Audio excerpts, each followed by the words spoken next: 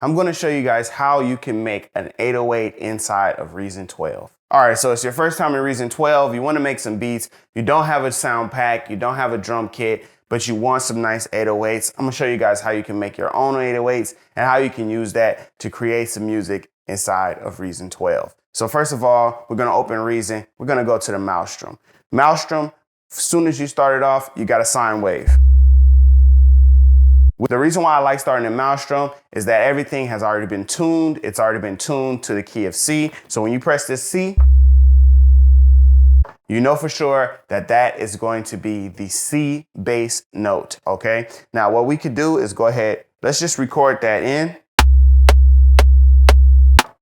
All right, so now that we have recorded that sine wave, I'm gonna quantize, make sure everything is set exactly how it is. The next thing that I'm going to do is actually bounce that sine wave. That's all I want to do. I'm just going to hit bounce in place.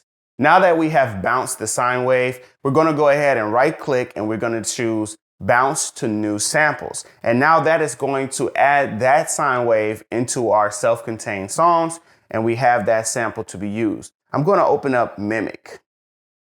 And I'm going to find that sample that we just created, and we're just going to drop that right into Mimic. All right, so the next thing that we're going to do inside of Mimic is we're actually going to add the effect, which is called sine fold. So right here in this drop down menu, you can select different effects, and the one that we're going to use today is sine fold. You also can try those other effects as well. They sound really great for sine sounds and bass sounds, 808 sounds like this as well. But we're going to choose sine fold for now. So we're going to go around 26%. And then for our mix, we can just dial it in as much as we want it. So I'll let you guys hear what it sounds like with and without the sine fold. So we'll turn the mix all the way down to 0. And now here's with the sine fold. So I'm going to go ahead and start adding in some different effects.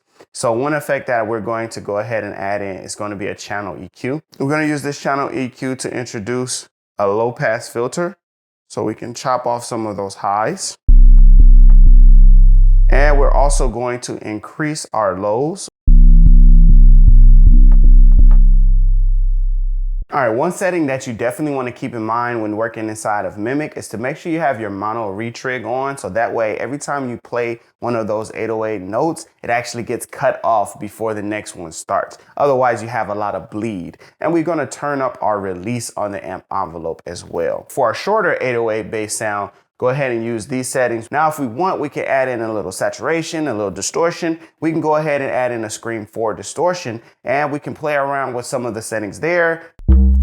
And you can pretty much hear it as soon as we turn it on.